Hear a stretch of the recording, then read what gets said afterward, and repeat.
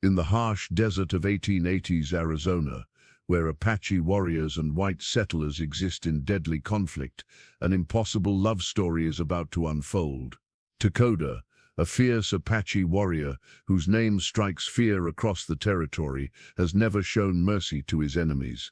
Sister Maria Elena, a devoted nun at the remote San Xavier Mission, has dedicated her life to serving God and healing the wounded, regardless of their origins. When a wounded Apache raid brings Takoda face to face with the young nun, their worlds collide in ways neither expected. One look into her compassionate brown eyes changes everything he believes about faith, forgiveness, and the possibility of redemption.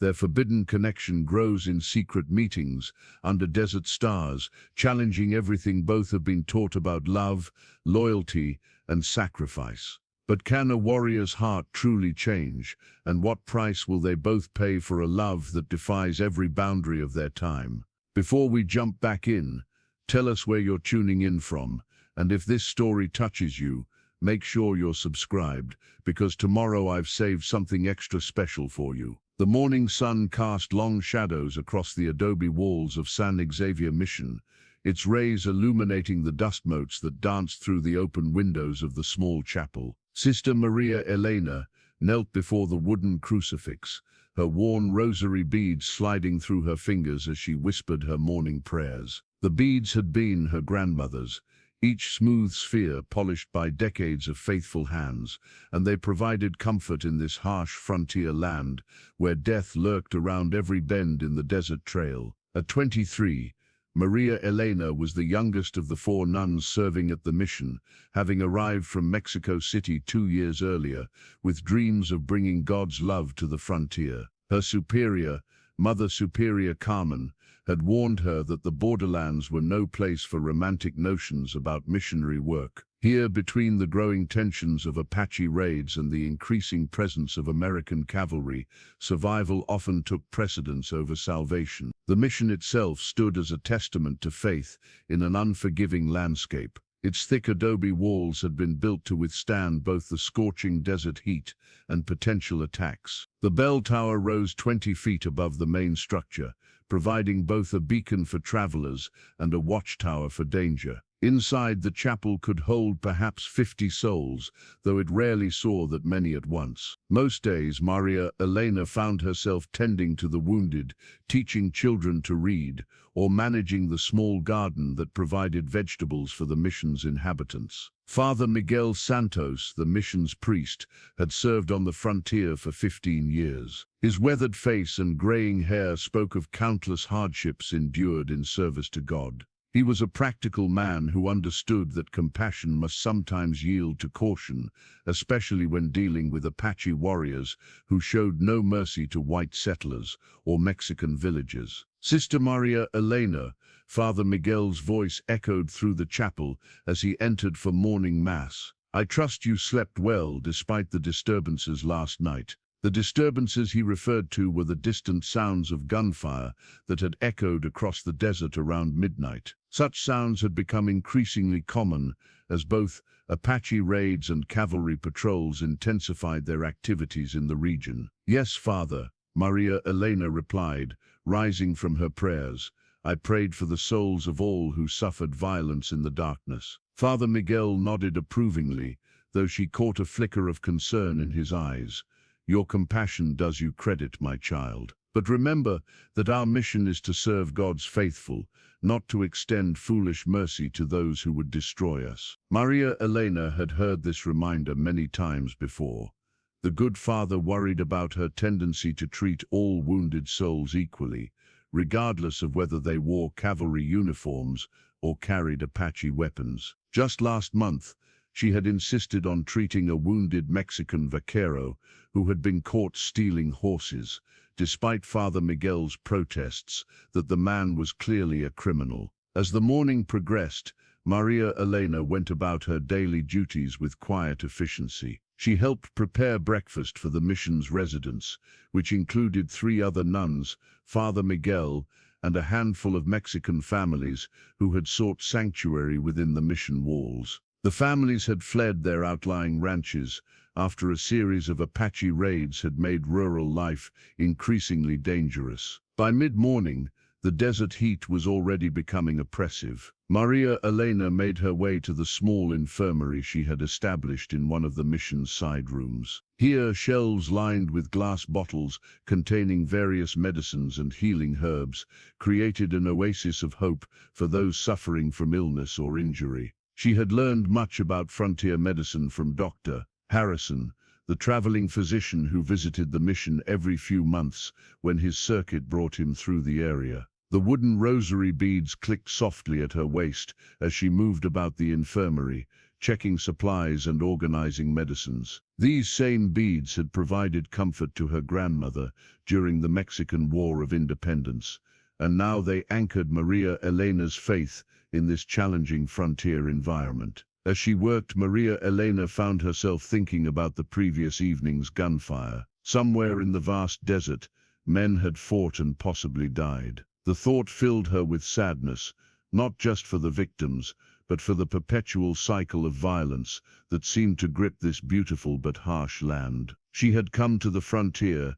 believing that God's love could bridge any divide, but the reality of deep-seated hatred between cultures proved more challenging than her youthful idealism had anticipated. The sound of approaching hoofbeats interrupted her contemplation. Through the small window, she could see a dust cloud rising in the distance, indicating riders approaching the mission at considerable speed. Such arrivals often meant trouble, either in the form of cavalry patrols bearing bad news or desperate travelers seeking sanctuary from Apache war parties. Father Miguel appeared in the infirmary doorway, his expression grave. "Sister, we may have wounded arriving soon. Please prepare your supplies." Maria Elena nodded and began gathering bandages, antiseptic, and other medical necessities. In her 2 years at the mission, she had treated gunshot wounds, arrow injuries, and the countless ailments that plagued frontier life. Each patient had been a test of her faith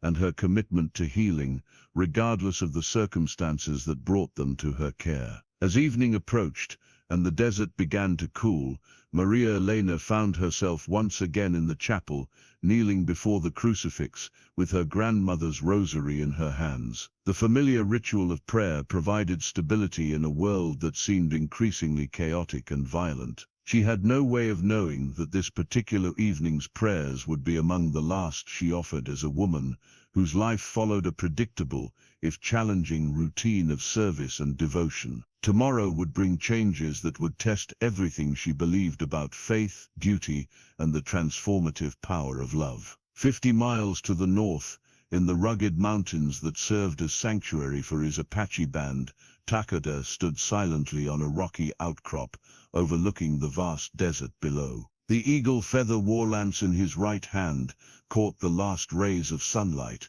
its ceremonial decorations telling the story of his rise to leadership among his people. Each feather represented an act of courage, each bead a victory against the white soldiers who had invaded their ancestral lands. At 28, Takoda had earned his position as war chief through intelligence, strategic brilliance, and a reputation for merciless efficiency that struck fear into the hearts of cavalry officers throughout the territory. His warriors looked to him not just for leadership in battle, but for the wisdom to navigate an increasingly impossible situation as their traditional way of life crumbled under the relentless pressure of American expansion. The sacred turquoise amulet hanging from his neck had been his grandmother's final gift, pressed into his hands as she lay dying from the white man's diseases that had swept through their people like wildfire. She had told him that the stone would protect him in battle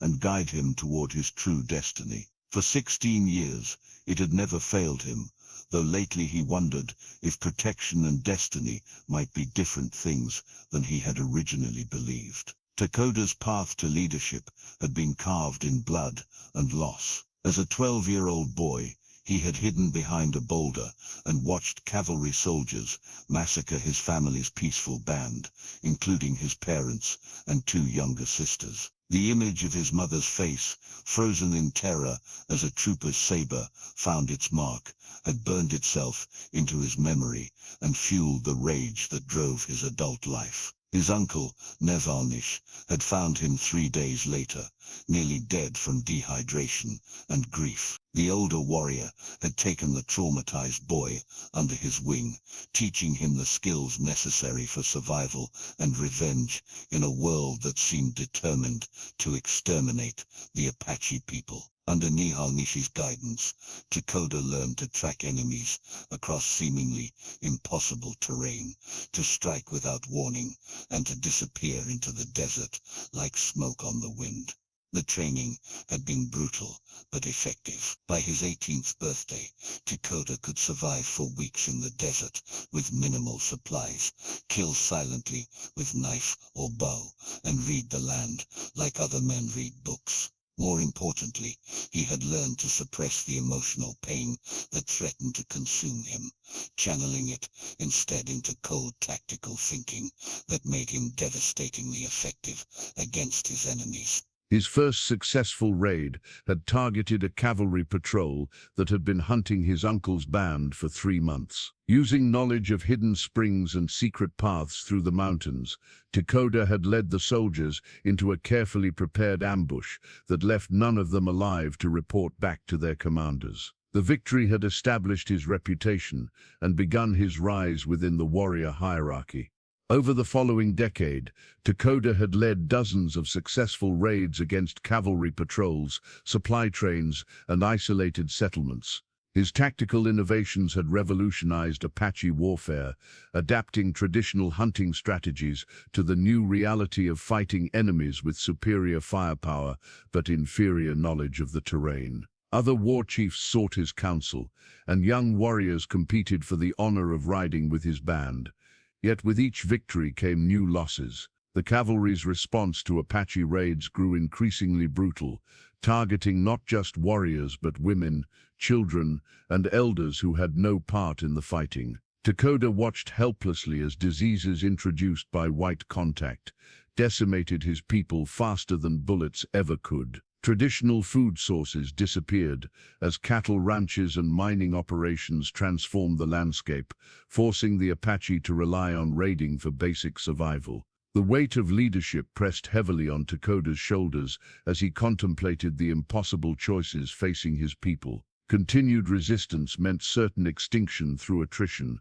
Surrender meant confinement to reservations where Apache culture would slowly die under the supervision of government agents who viewed their traditions as obstacles to civilization. Standing on the mountain outcrop, with his war lance gleaming in the fading light, Takoda felt the crushing responsibility of guiding his people through circumstances that offered no good options. His grandmother's turquoise amulet felt warm against his chest, but its promise of protection seemed increasingly hollow in the face of overwhelming odds. Below in the desert, dust clouds marked the movement of cavalry patrols conducting their endless search for Apache bands. The soldiers would find nothing but empty trails and cold campsites, as Takoda's people had become masters of invisibility in their own homeland. But invisibility was not victory, and tactical success was not survival. His lieutenant Bimanak approached from behind with news of the scouting party that had departed 3 days earlier. The young warrior's expression carried troubling implications. "Takoda," Bimanak said quietly, using the respectful tone reserved for formal reports. "The scouts have returned with word of cavalry movements near the white man's mission at San Xavier. They believe a supply train is expected within the week." Takoda nodded, his mind already calculating possibilities. Supply raids provided essential resources for his people, but they also carried significant risks. The mission's location made it difficult to approach without detection, and its thick walls provided excellent defensive positions for any cavalry escort. "How many soldiers?" Takoda asked, his tactical mind engaging with the familiar challenge of turning disadvantage into opportunity. The scouts observed normal garrison strength, but they also reported unusual activity, more wounded than typical, suggesting recent engagements with other Apache bands in the region. This information added complexity to the situation. If other Apache groups had been active in the area, cavalry patrols would be on heightened alert and likely reinforced with additional troops. Any raid would need to be executed with exceptional precision to avoid a disastrous confrontation. As darkness settled over the desert, Takoda continued his contemplation of the strategic situation. His eagle feather war lance represented the accumulated victories of his career, but each feather also represented Apache blood spilled in conflicts that seemed to accomplish little beyond perpetuating cycles of violence. The sacred amulet his grandmother had given him pulsed gently against his skin, as if responding to his troubled thoughts. She had spoken of destiny,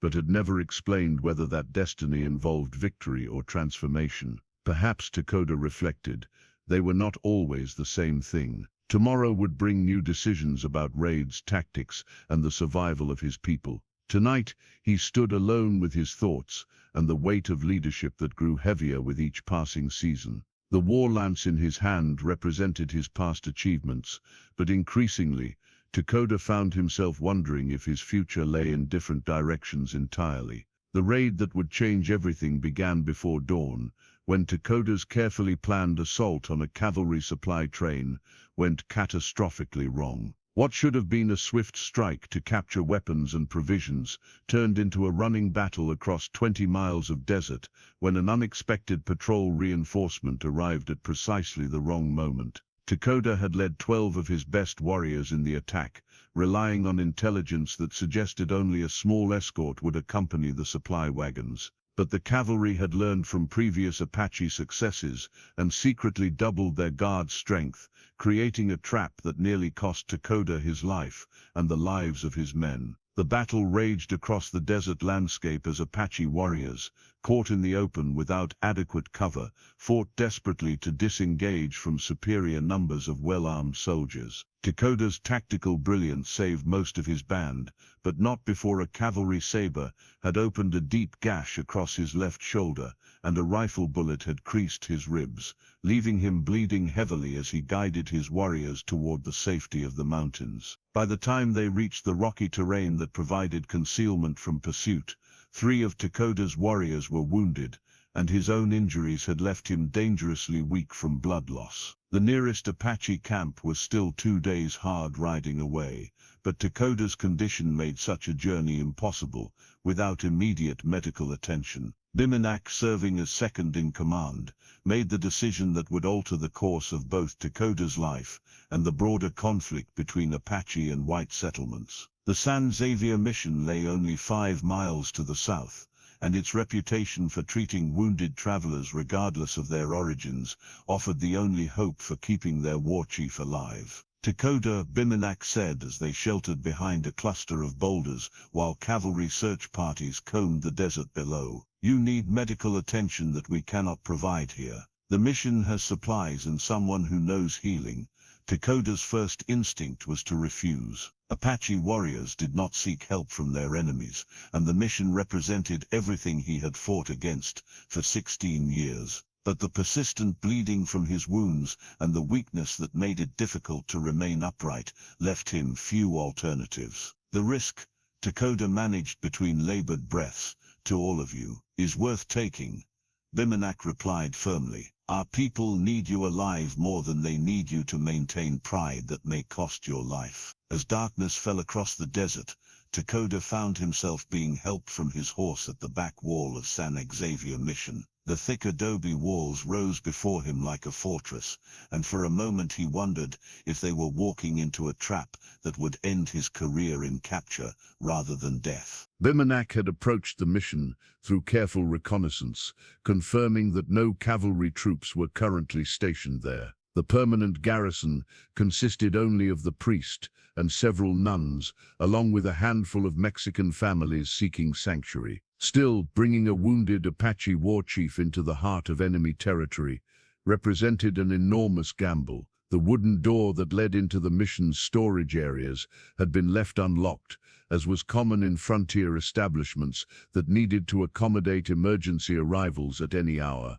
Bimanak and two other warriors helped Takoda through the doorway and into a small room filled with bags of grain and barrels of supplies. The movement and loss of blood had left Takoda barely conscious, aware only of voices speaking in rapid Spanish and the sensation of being lowered onto a bed of grain sacks that served as an improvised stretcher. His sacred turquoise amulet pressed against his chest, its familiar weight providing comfort even as darkness threatened to claim his consciousness. When footsteps approached the storage room, Takoda forced himself to alertness despite his weakened condition. Through half-closed eyes, he watched as a young woman in nun's clothing entered the room, carrying a lamp and medical supplies. Her movements were confident and purposeful, suggesting experience with emergency medical situations. Sister Maria Elena had been awakened by the sounds of movement in the mission's storage area. Rather than calling for Father Miguel,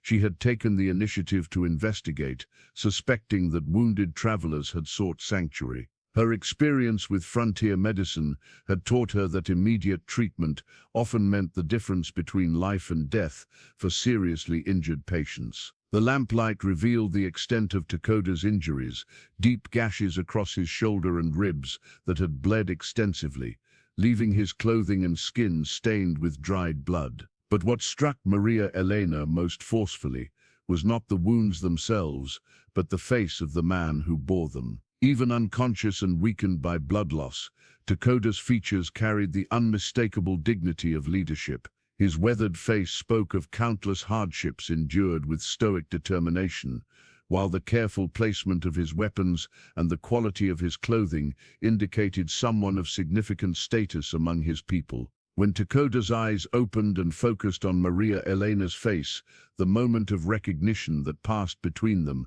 transcended the barrier of language and cultural hostility. The blood-stained white cloth she pressed against his shoulder became a bridge between their worlds, carrying symbolic weight that neither fully understood in that first encounter. For Takoda, looking up into Maria Elena's brown eyes, the experience defied every assumption he had developed about white people during 16 years of warfare.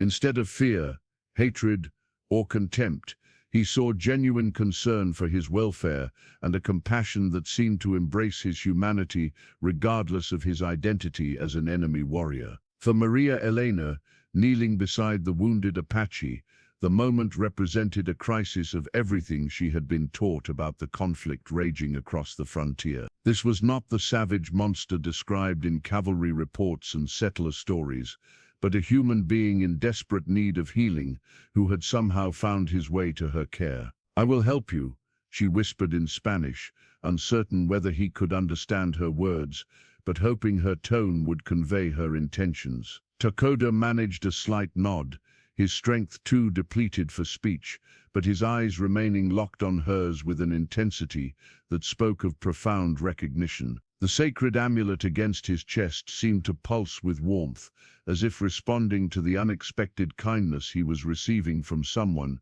who should have been his enemy. Father Miguel's approaching footsteps echoed through the mission corridors, forcing both Maria Elena and Takoda to confront the dangerous reality of their situation. The next few minutes would determine whether this encounter would end in healing or disaster for all concerned. The confrontation that followed tested every principle both the priest and the nun held dear. Father Miguel's horror at discovering an Apache warrior within the mission walls was matched only by his grudging recognition that Christian charity demanded they provide aid to the wounded, regardless of their origins. "Sister Maria Elena," Father Miguel said in a voice tight with controlled anger, "do you understand what you have done? This man is our enemy. His presence here endangers every soul under our protection." Maria Elena continued cleaning Takoda's wounds as she responded, her voice steady despite her racing heart. "Father, he is a human being who will die without medical attention. Our Lord commanded us to heal the sick and comfort the suffering." The theological argument that followed revealed the complex moral landscape of frontier Christianity, where abstract principles of love and forgiveness collided with practical concerns about survival and safety. Father Miguel cited scripture about protecting the innocent, while Maria Elena countered with passages about showing mercy to enemies and the transformative power of Christian compassion.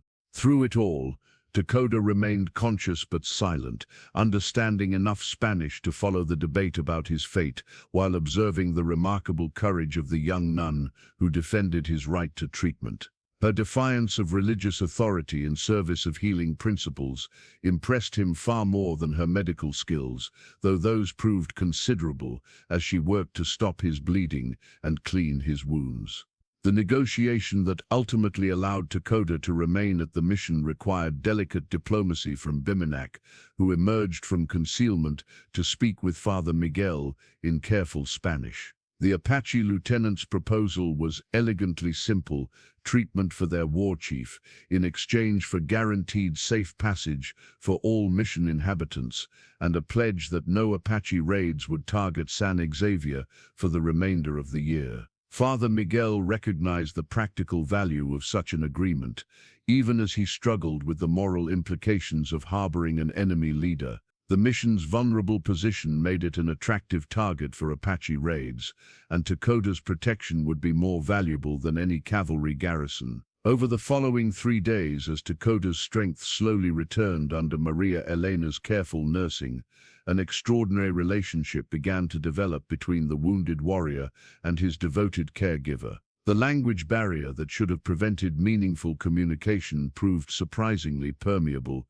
when bridged by shared humanity and mutual respect. Maria Elena's medical knowledge, learned through years of frontier practice and correspondence with traveling physicians, impressed Takoda with its practical effectiveness. But more remarkable was her willingness to learn from his understanding of traditional Apache healing methods, which relied on desert plants and time-tested remedies that white medicine often overlooked. The small leather pouch that Takoda carried contained dried herbs and roots that his grandmother had taught him to recognize and use for various ailments. When Maria Elena expressed curiosity about their properties, he found himself sharing knowledge that had been passed down through generations of Apache healers, information that represented centuries of accumulated wisdom about surviving in harsh desert conditions. "This one," Takoda said in halting Spanish, indicating a particular root with his finger, "for pain that goes deep into bone.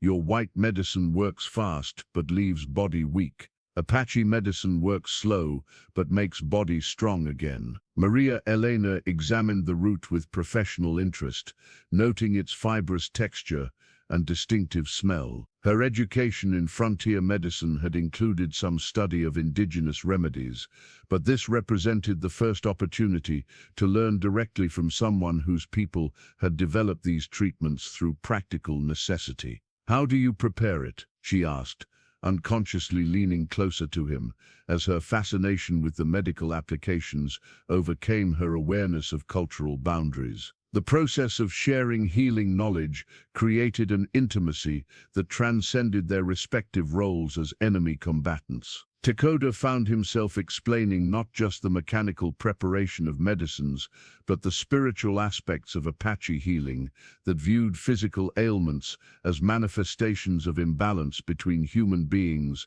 and the natural world. For Maria Elena, these conversations revealed a sophistication in indigenous medical practice that challenged everything she had been taught about Apache culture. The man lying before her was not the savage described in military reports, but a knowledgeable healer whose understanding of human physiology rivaled that of formerly trained physicians. As Takoda's physical strength returned, their conversations expanded beyond medical topics to include broader questions about life, purpose, and the meaning of suffering. Maria Elena shared her calling to serve God through healing others, while Takoda spoke about his responsibility to protect his people in an increasingly hostile world. The exchange of ideas revealed surprising parallels between their worldviews, despite the vast differences in their cultural backgrounds. Both had dedicated their lives to serving others at personal cost.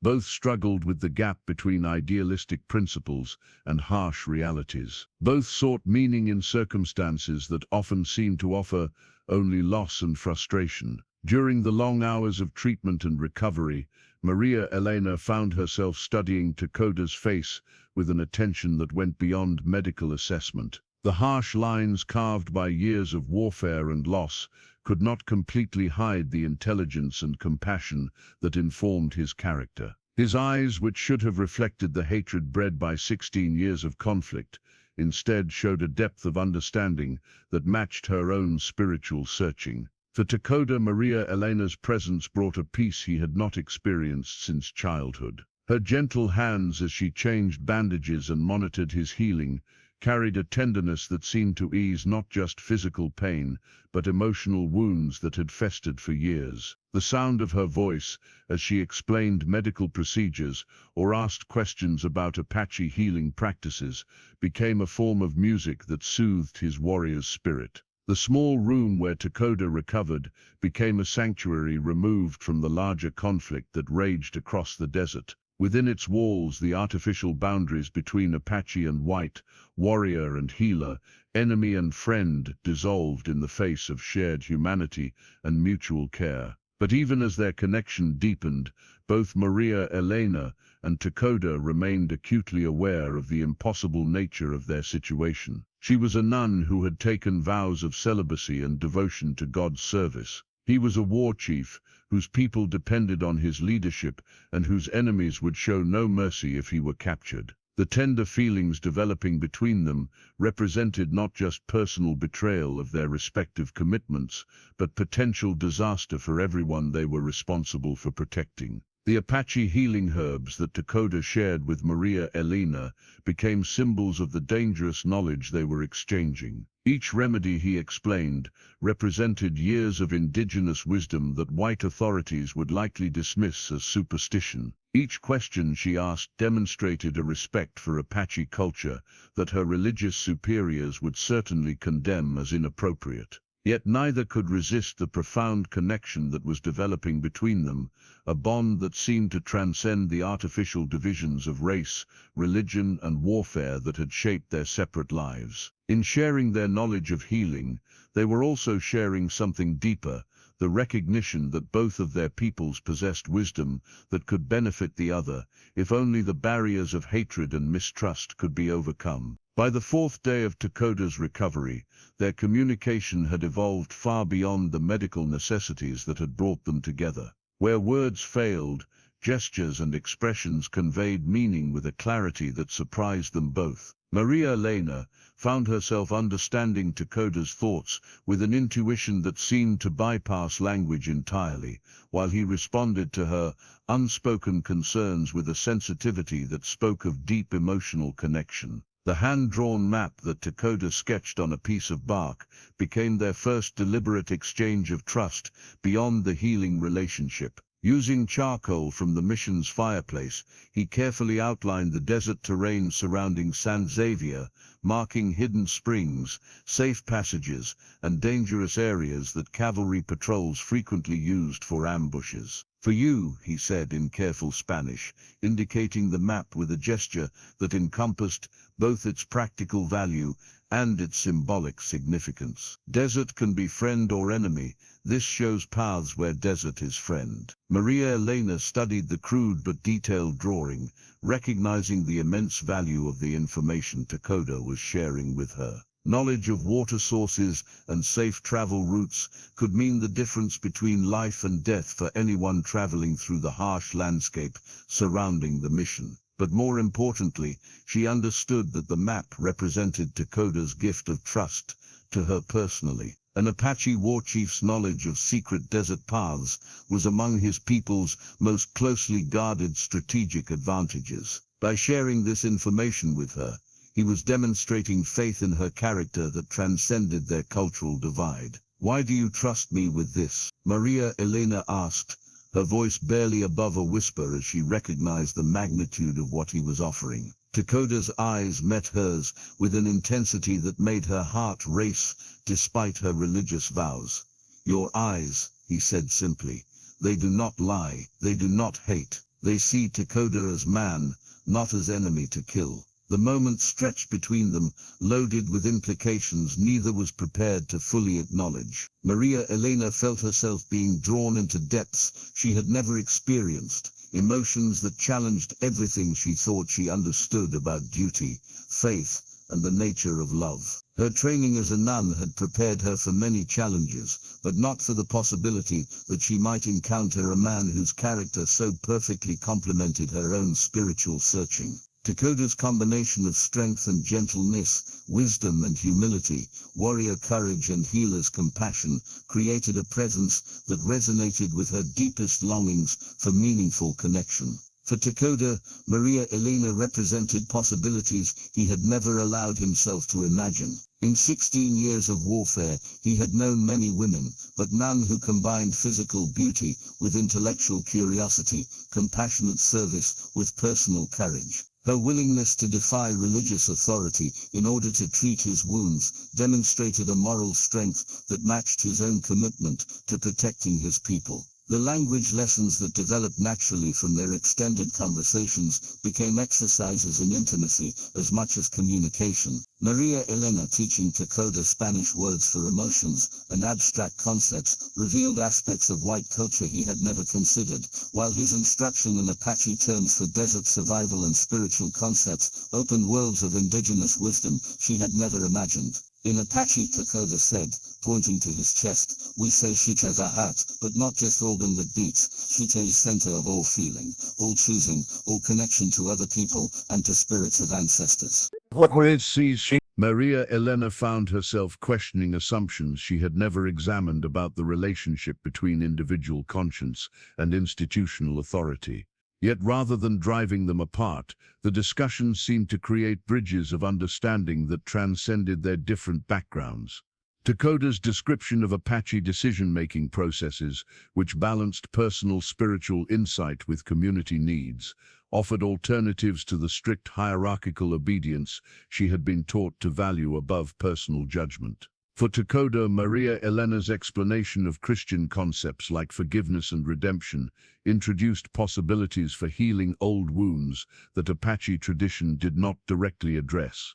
The idea that past actions could be transformed through spiritual rebirth rather than simply endured through stoic acceptance offered hope for escaping cycles of vengeance that had trapped his people for generations. As the sun set on Takoda's 5th day at the mission, both he and Maria Elena had begun to acknowledge, if only to themselves, that their relationship had moved beyond medical necessity into territory that was both thrilling and terrifying.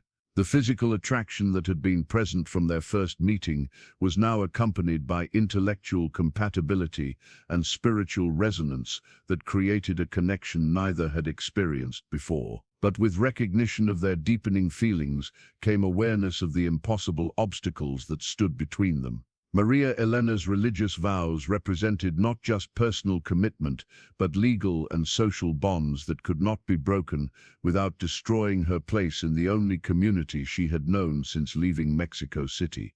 Takoda's position as war chief carried responsibilities that extended far beyond personal happiness to encompass the survival of his people in increasingly desperate circumstances.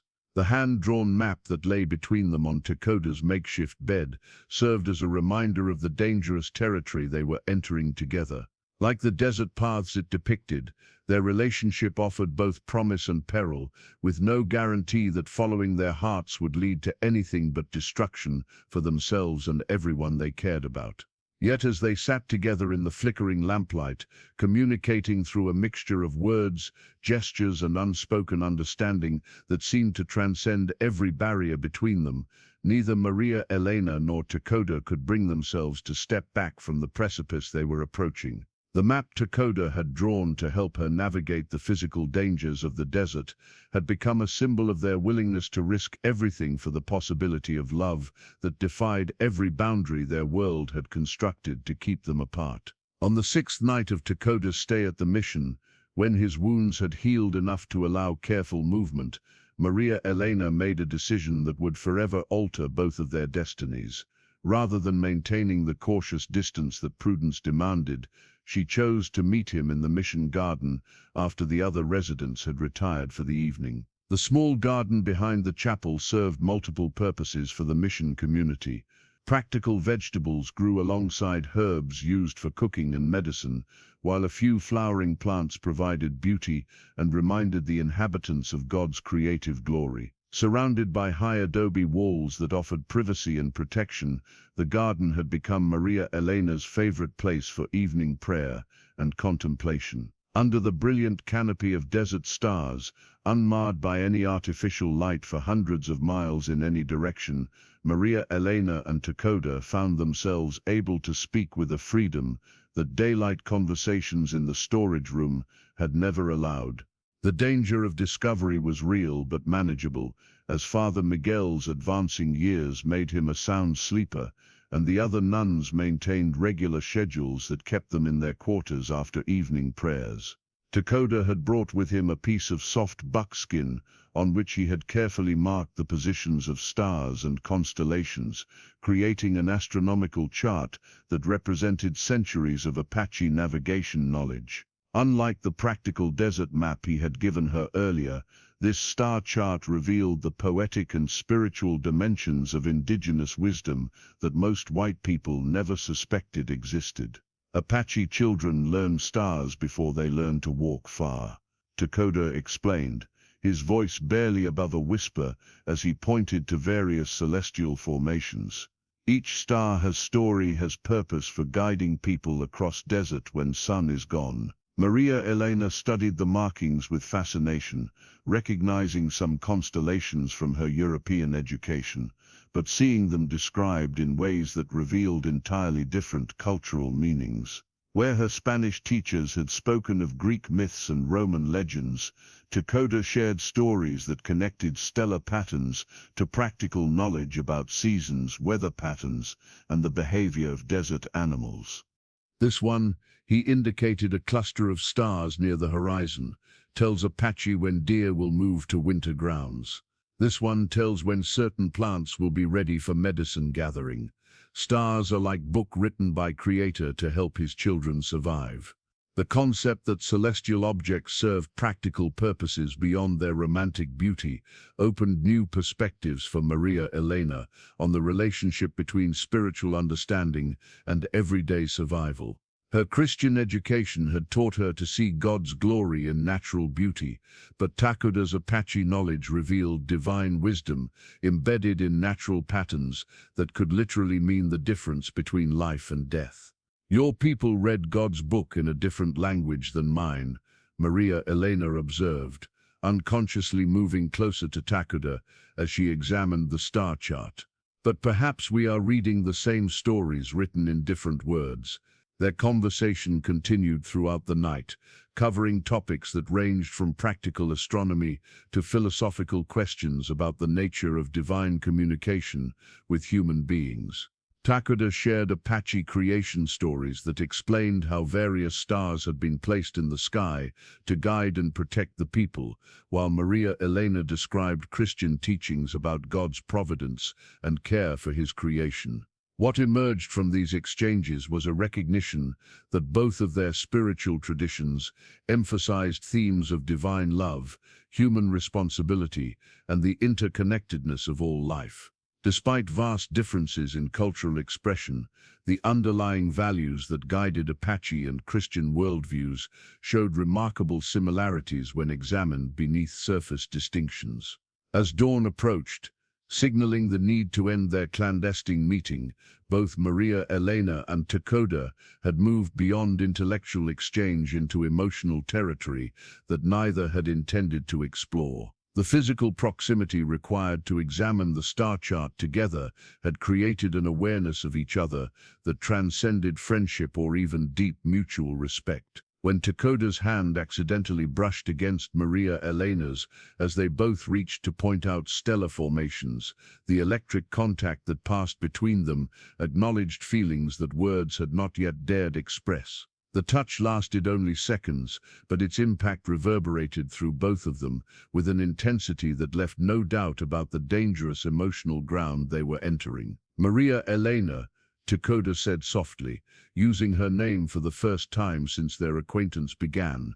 Apache believe that some meetings are arranged by spirits of ancestors who see future that living people cannot see. And I believe, Maria Elena replied, her voice trembling slightly, that God sometimes brings people together for purposes we are not wise enough to understand when we first encounter them. The acknowledgement of spiritual significance in their meeting represented the closest either had come to admitting the profound feelings developing between them. Both understood that they were approaching a point of no return, where continued intimacy would make it impossible to maintain the pretense that their relationship was merely circumstantial friendship born of medical necessity. The star chart that lay between them on the garden bench served as a reminder of the vast distances that separated celestial bodies, which nonetheless influenced each other through forces invisible to casual observation. Like those distant stars, Maria Elena and Takoda were discovering that proximity was not required for powerful attraction, and that some connections transcended the physical boundaries that seemed to keep them apart. As the first light of dawn appeared on the eastern horizon, they reluctantly prepared to return to their respective roles as nun and recovering patient, but both understood that something fundamental had changed during their night of shared stargazing. The formal boundaries that had previously defined their relationship had been crossed, perhaps irreversibly. The buckskin star chart that Takoda carefully folded and tucked inside his shirt represented more than astronomical knowledge. It had become a record of the night when two people from different worlds discovered that love could bridge any distance, including the vast cultural space that separated an Apache war chief from a Catholic nun.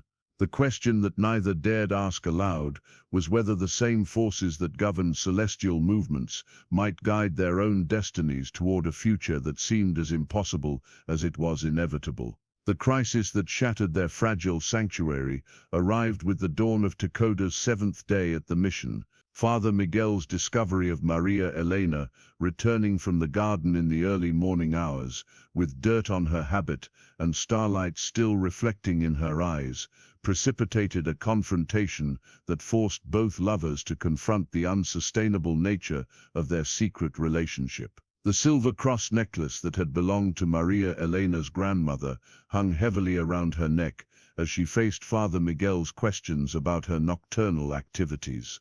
The cross had been blessed by the Archbishop of Mexico City before Maria Elena's departure for the frontier, and it represented not just her personal faith, but her family's 3-generation commitment to Catholic service. Sister Maria Elena, Father Miguel said with controlled fury, "Your behavior these past several days has been increasingly irregular. I find you absent from morning prayers, distracted during your duties, and now wandering the grounds at inappropriate hours. What explanation can you offer for conduct so contrary to your vows?" The interrogation that followed tested every aspect of Maria Elena's commitment to religious life. Father Miguel's questions, informed by decades of frontier experience and acute observation of human nature, gradually revealed the emotional attachment that had developed between the nun and her Apache patient. "Father," Maria Elena replied, struggling to maintain composure while the silver cross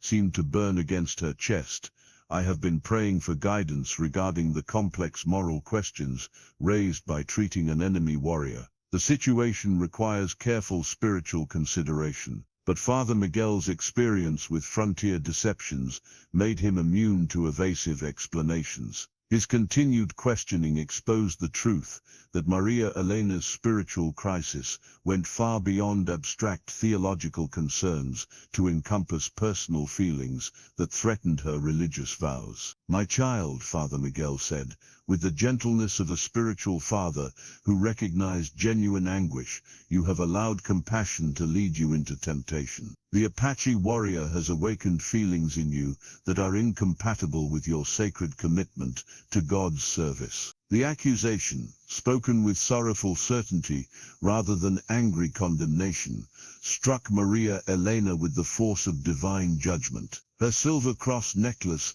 felt like a weight that threatened to drag her into depths of guilt and confusion, from which she might never emerge. Meanwhile, Takoda faced his own crisis of leadership and identity, as his warriors grew increasingly restless about his extended absence from their band. Bimanak's reports of cavalry movements and other Apache raids in the region created pressure for Takoda to resume his duties as war chief, despite his personal reluctance to leave the sanctuary he had found at the mission. The dilemma that confronted both lovers was stark in its implications. Maria Elena could not continue her relationship with Takoda without abandoning her religious vows and potentially her entire identity as a person dedicated to God's service. Takoda could not remain at the mission without neglecting responsibilities that affected the survival of his people in increasingly desperate circumstances. "You must choose,"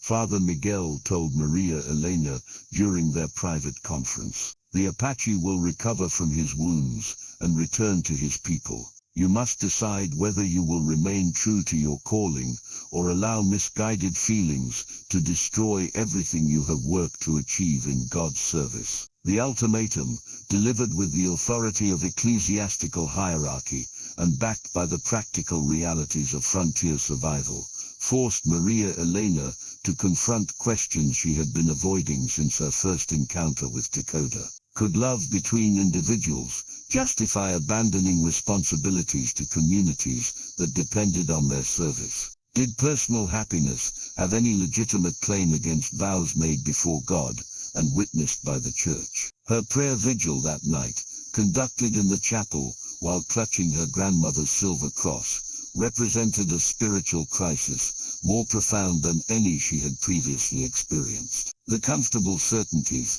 that had guided her religious life dissolved in the face of emotions that seemed to emanate from the deepest parts of her being, calling into question not just her future actions, but her understanding of God's will for her life. For Takoda, the parallel crisis involved reconciling his growth and reconciling his growing conviction that continued warfare would ultimately destroy his people, with his obligations as it's against entrenched encroaching white settlement. His conversations with Maria Elena had opened possibilities for peace and reconciliation, but his warrior training had never allowed him to consider seriously. Yet the practical realities of Apache survival in 1880s Arizona offered little room for 1880s Arizona offered little room for pacifist idealism. His people faced extinction whether he continued fighting or surrendered to pacifism, or preventing of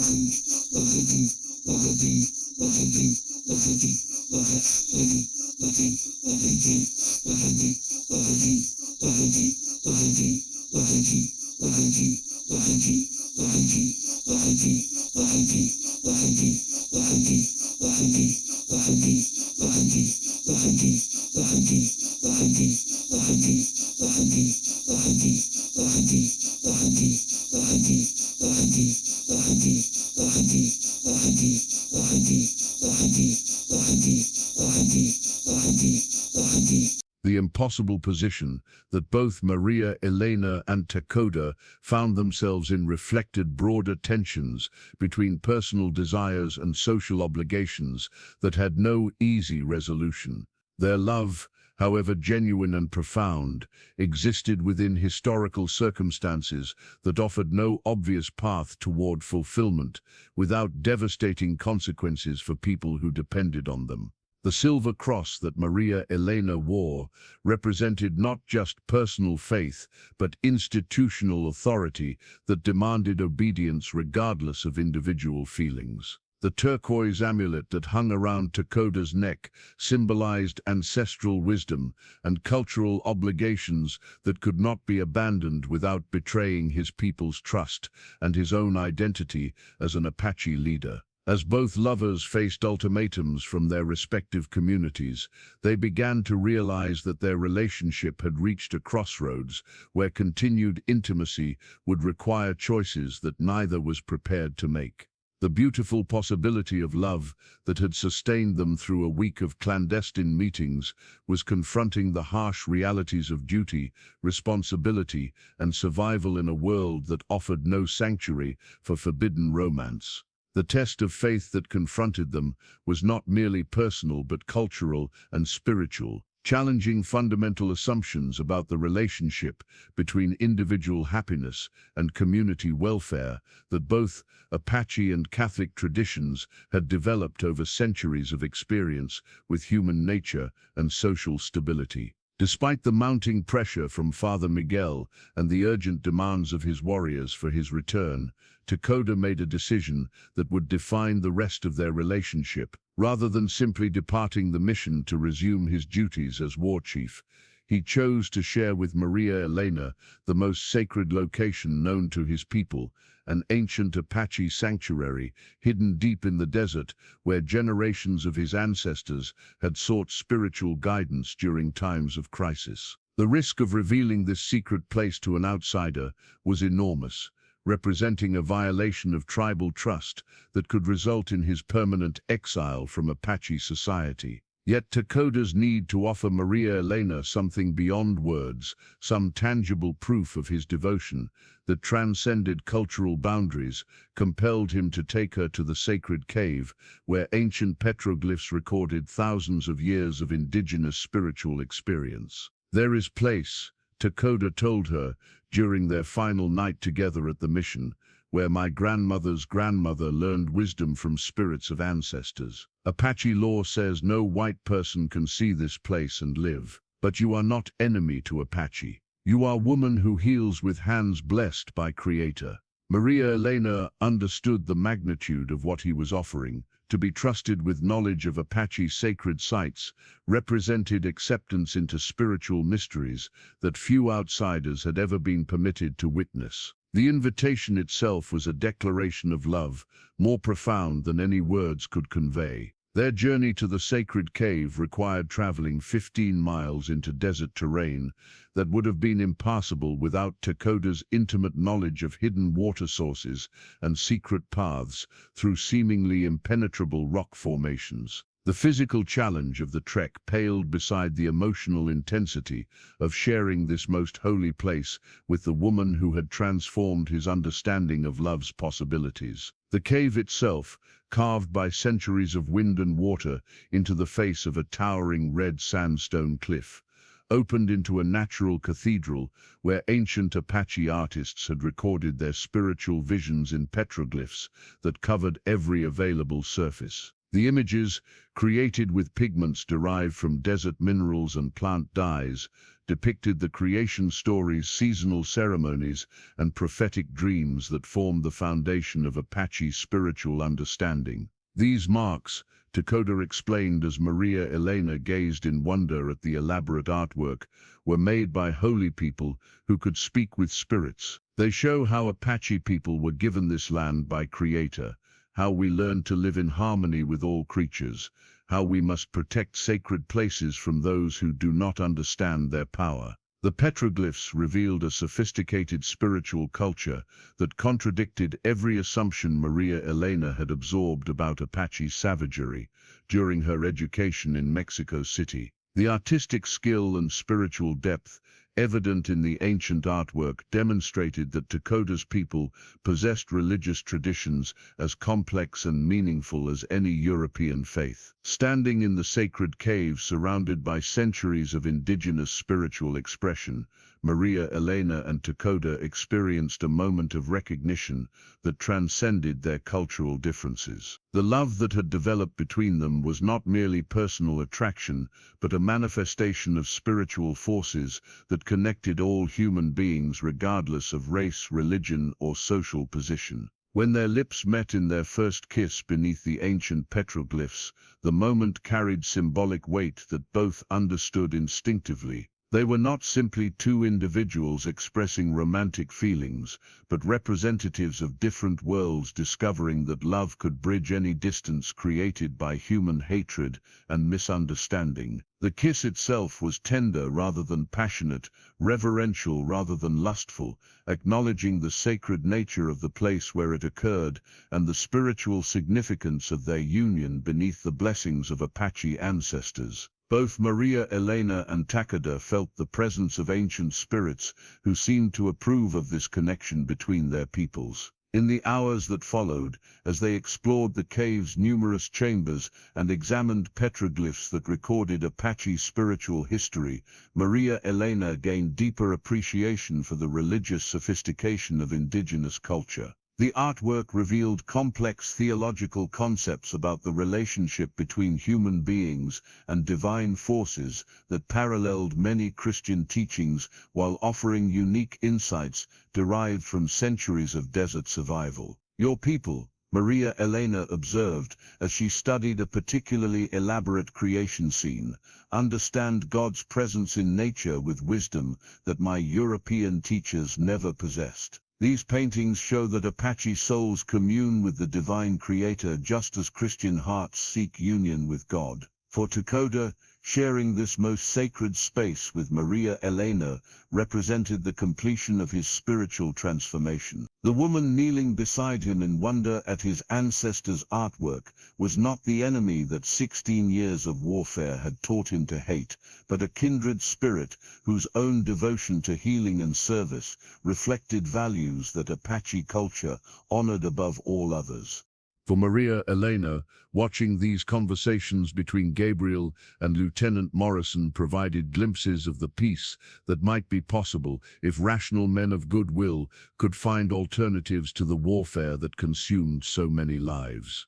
Yet she also recognized that individual understanding, however sincere, could not easily overcome the broader forces that drove Apache-white conflict. The cavalry officer's sword that Lieutenant Morrison carried, now cleaned of blood and leaning against his infirmary bed, represented the instrument of violence that both men were trained to wield in service of their respective causes. Yet during their shared recovery time, the weapon seemed to lose its power to divide them as they discovered common ground in their dedication to protecting people they loved. The healing that took place in the mission infirmary during those difficult days encompassed more than physical recovery from battle wounds. Gabriel, Maria Elena, and Lieutenant Morrison each experienced forms of moral and spiritual healing that challenged their assumptions about enemies and opened possibilities for understanding that transcended the artificial boundaries of race and nationality. The secret baptism ceremony that Maria Elena and Gabriel had planned for weeks finally took place on a moonless night, when the desert was shrouded in darkness that concealed their movement to the sacred spring hidden deep within the Apache cave system. The smooth river stone that Gabriel had selected for the occasion would serve as both altar and memorial for the most significant spiritual moment of his life. Unlike formal baptismal ceremonies conducted within church walls before congregations of faithful witnesses, this sacrament would be performed in complete secrecy, known only to the participants and the ancient spirits whose presence seemed to permeate the sacred cave. The risk of discovery was enormous for both Gabriel and Maria Elena, as such a ceremony represented violations of Apache tribal law and Catholic Church authority that could result in exile or worse for both participants. The river stone Gabriel had chosen came from the same sacred spring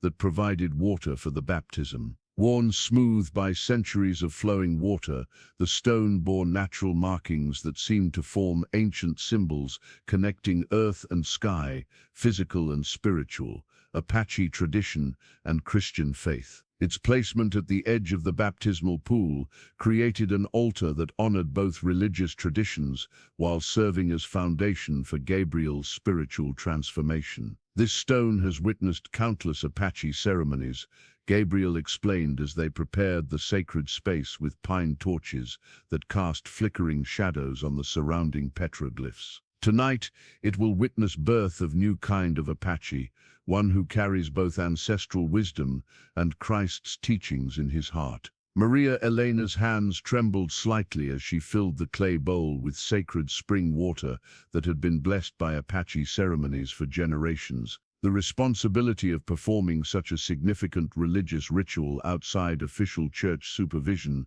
weighed heavily on her conscience, yet she felt divine guidance in Gabriel's sincere desire for spiritual rebirth. The baptismal liturgy they had developed combined traditional Catholic prayers with Apache spiritual invocations, creating a ceremony that honored both religious traditions while acknowledging the unique circumstances that brought them together in this sacred place. Gabriel's responses to Maria Elena's questions demonstrated months of careful theological study and genuine spiritual preparation. Gabriel, Maria Elena said, using his chosen Christian name as she prepared to immerse him in the sacred spring, "Do you renounce Satan and all his works, and do you promise to serve Christ as your Lord and Savior?" "I renounce the hatred that has consumed my heart," Gabriel replied, his voice echoing off the cave walls where Apache ancestors had sought spiritual guidance for millennia.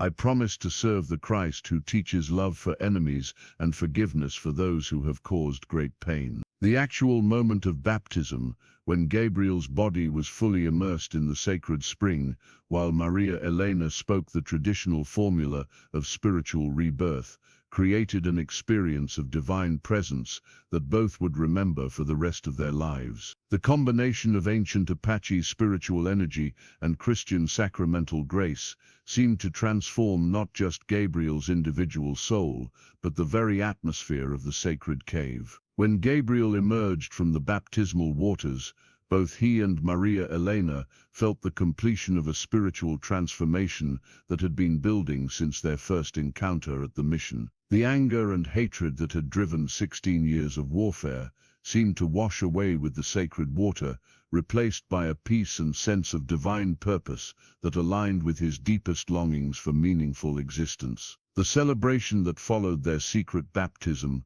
was intimate and profound, marked by prayers of thanksgiving and quiet conversation about the future that Gabriel's spiritual transformation made possible. The river stone that had served as their altar became a permanent reminder of the night when an Apache war chief was reborn as a Christian peacemaker. "I feel," Gabriel said as they sat together beside the sacred spring in the hours following the ceremony, "as if I have been carrying a great weight for many years, and tonight that burden has been lifted from my shoulders. The spirits of my ancestors do not condemn this choice, but seem to celebrate that their descendant has found a path toward peace." For Maria Elena, witnessing Gabriel's baptism represented the most meaningful religious experience of her life. Unlike the routine sacraments she had observed in formal church settings, this baptism carried personal investment and spiritual significance that made it far more profound than ceremonies conducted under official ecclesiastical supervision. The theological discussions that continued throughout the night revealed the depth of Gabriel's spiritual transformation and his clear understanding of Christian teachings about love, forgiveness, and service to others. His conversion was not superficial adoption of new religious practices, but genuine rebirth that integrated Christian faith with his continuing identity as an Apache leader. "Christ's teachings about loving enemies," Gabriel observed as they examined the river stone by torchlight, "do not require Apache to become white men or abandon protection of our families. But they do require that we seek solutions to conflict that honor the humanity of all people, including those who have been our enemies." The sacred spring that had provided water for Gabriel's baptism continued to flow around the river stone altar, carrying away the symbolic sins of his past while offering continuous renewal for his future spiritual journey. The sound of moving water seemed to whisper promises of divine grace that would sustain both lovers through the challenges they would face as their relationship entered new phases of development. As dawn approached and they prepared to leave the sacred cave, both Gabriel and Maria Elena understood that his baptism had created new possibilities for their love, while also generating new responsibilities and dangers. His conversion to Christianity would need to be carefully concealed from his Apache warriors, while her participation in unauthorized sacramental ministry could result in severe punishment from church authorities. Yet the spiritual foundation they had established through Gabriel's baptism provided strength and purpose that transcended immediate practical concerns. The river stone that remained at the sacred spring as a permanent memorial to this night would serve as a reminder of divine grace that could transform any heart and overcome any obstacle created by human hatred and misunderstanding. The discovery that shattered their fragile sanctuary came 3 days after Gabriel's baptism, when Father Miguel's growing suspicions about Maria Elena's behavior led him to search her personal quarters. Hidden beneath her simple mattress, he found evidence that confirmed his worst fears about the relationship that had developed between the nun and her Apache patient. The torn piece of fabric from Maria Elena's religious habit, stained with desert dust and bearing the unmistakable scent of sage smoke from Apache ceremonies, provided physical proof of activities that violated every principle of religious life. Father Miguel's discovery of this and other evidence, including sketches of Apache symbols and notes written in a mixture of Spanish and indigenous languages, precipitated a confrontation that would forever alter both lovers' destinies. Sister Maria Elena, Father Miguel said with controlled fury as he displayed the incriminating evidence, "These items tell a story of deception and betrayal that strikes at the heart of your religious vows. You have not merely tended to a wounded enemy, you have participated in pagan rituals and formed emotional attachments that are incompatible with your sacred commitment to God's service." The interrogation that followed stripped away months of careful concealment and forced Maria Elena to acknowledge the full extent of her relationship with Gabriel. Father Miguel's detailed questioning, informed by years of frontier experience and acute understanding of human nature, gradually revealed not just romantic attachment, but spiritual activities that bordered on heresy in Catholic eyes. Father Maria Elena replied, her voice steady despite the terror of discovery, "I have found God's love expressed through service to someone who needed healing. My actions have been guided by Christian charity and the belief that divine grace extends to all human beings, regardless of their race or previous enmity." But Father Miguel's response reflected institutional concerns that transcended individual spiritual experience. The Catholic Church on the frontier operated within a complex web of political and military relationships that made any appearance of collaboration with Apache enemies potentially catastrophic for mission safety and church authority. "My child," Father Miguel said, with the sorrow of a spiritual father forced to confront a beloved daughter's betrayal, "you have allowed misguided compassion to lead you into grave sin." Your duties as a religious woman require obedience to church authority and separation from worldly attachments that compromise your dedication. Meanwhile, Gabriel faced his own crisis of leadership when his warriors discovered evidence of his religious conversion and romantic involvement with the mission nun. The tribal council meeting that resulted from these revelations was conducted with the formal solemnity reserved for matters that threatened Apache survival and cultural integrity. Biminak, who had served as Gabriel's lieutenant and trusted friend, was forced to present evidence of his leader's transformation to the assembled war chiefs and elders. The testimony was damning in Apache eyes: participation in Christian ceremonies, adoption of white religious practices, and emotional attachment to a woman whose people were actively engaged in destroying Apache way of life. "Takoda," said Nalnish, the elder who had raised Gabriel after his parents' death, using his Apache name to emphasize cultural identity, "these actions represent abandonment of the responsibilities we trusted you to carry. Apache war chief cannot serve two masters or divide his loyalty between our people and our enemies." The debate that followed revealed deep divisions within Apache leadership about how to respond to Gabriel's conversion and romantic attachment. Some argued for immediate execution as punishment for betrayal of tribal trust. Others suggested exile as a more merciful alternative that would allow Gabriel to live while removing his dangerous influence from Apache society. Gabriel's own defense of his actions was passionate but ultimately futile in the face of Apache legal traditions that viewed cultural betrayal as the most serious crime a tribal member could commit. His argument that Christianity complemented rather than contradicted Apache spiritual values failed to convince leaders who saw any accommodation with white religion as the beginning of cultural extinction. "I have not abandoned Apache people or Apache wisdom," Gabriel told the assembled council. Christ's teachings about love and forgiveness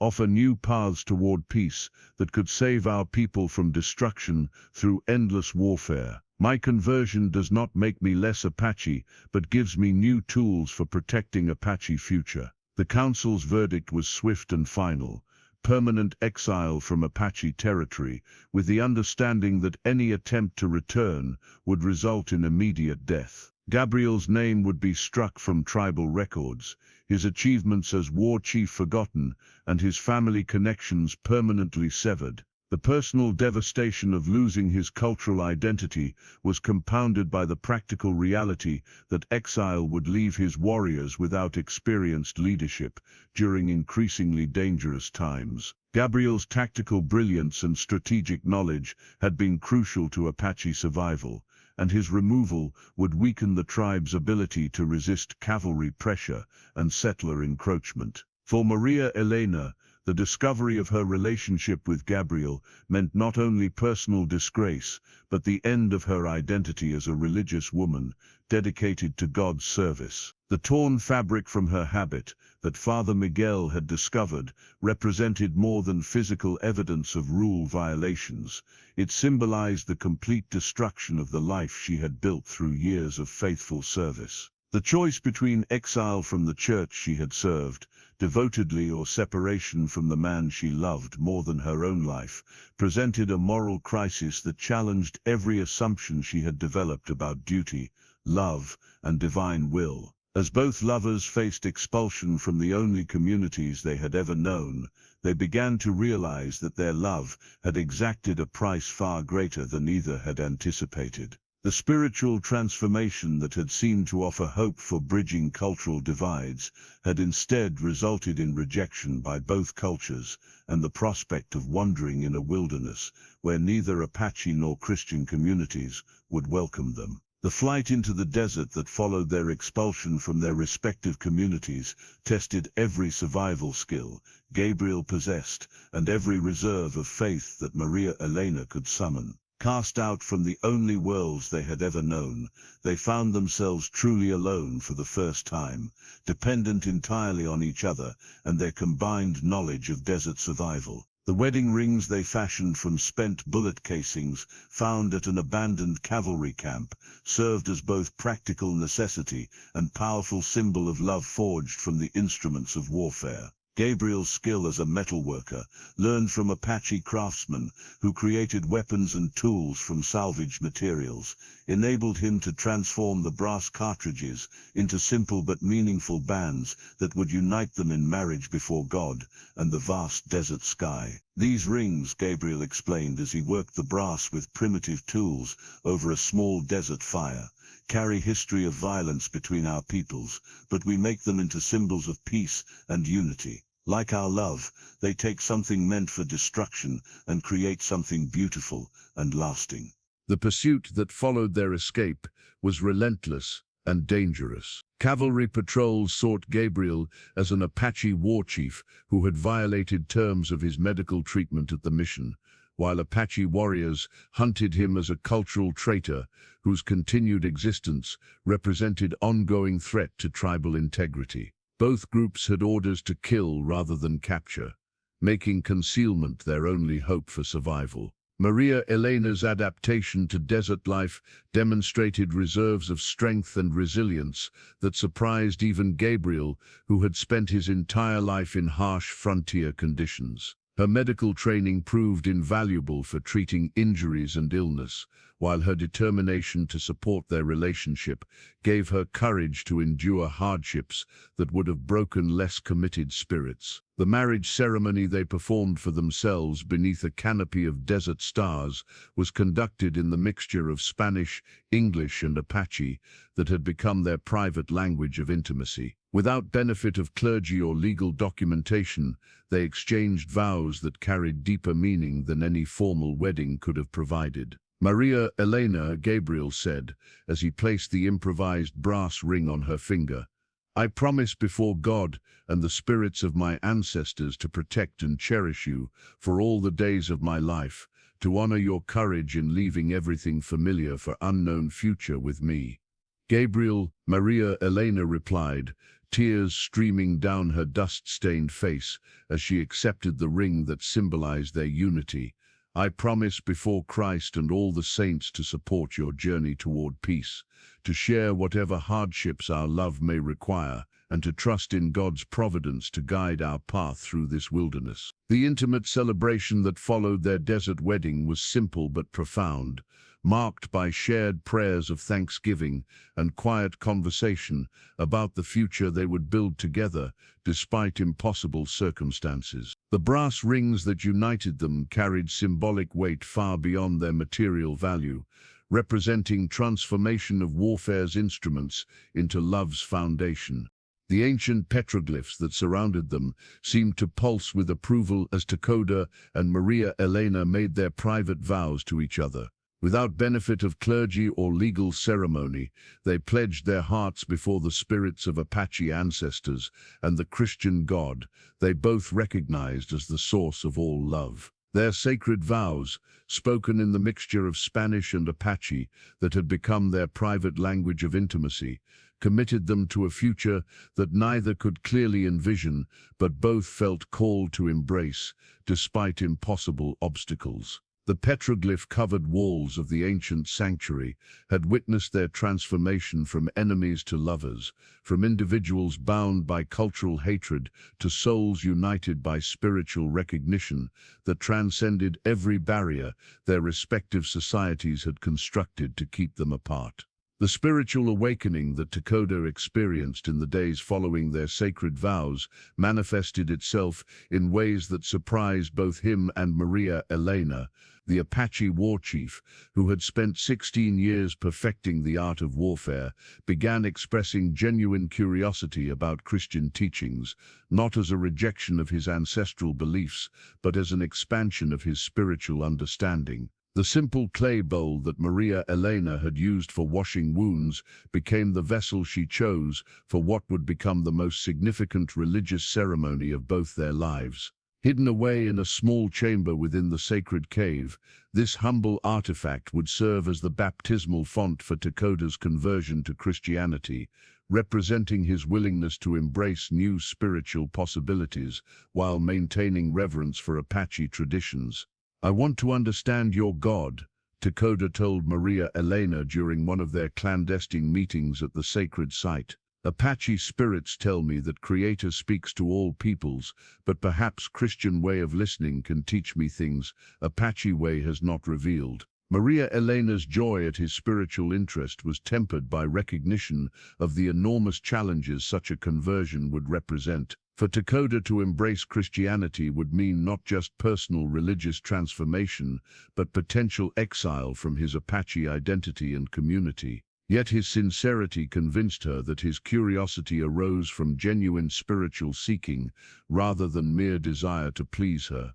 Their theological discussions revealed unexpected parallels between Apache and Christian concepts of divine love, human responsibility, and the interconnectedness of all creation. Takoda's understanding of the Great Spirit, who created and sustained all life, aligned remarkably with Christian teachings about God's omnipresence and providential care for his creation. Apache believed, Takoda explained, that Creator gave each people different ways to understand his truth. Mountain Apache learn different lessons than desert Apache, because mountains and desert teach different wisdom. Maybe Christian way is truth that Creator wants Apache to learn for these new times. The religious instruction sessions that developed between them took place in the sacred cave, surrounded by petroglyphs that seemed to bless their theological explorations. Maria Elena shared Bible stories and Christian doctrine with Takoda, while he explained Apache's spiritual practices and beliefs that enriched her own understanding of divine mystery. What emerged from these exchanges was a synthesis of Christian and Apache spirituality that neither had anticipated. Takoda's conversion to Christianity did not require abandoning his cultural identity, but rather expanding it to encompass new dimensions of spiritual truth that complemented rather than contradicted his ancestral wisdom. The baptismal ceremony they planned represented the culmination of weeks of spiritual preparation and theological study. Unlike the formal sacraments conducted within church walls under ecclesiastical authority, this baptism would be performed by Maria Elena herself, drawing on emergency provisions within Catholic law that allowed laypeople to administer sacraments when no priest was available. The clay bowl filled with water from a sacred spring within the Apache cave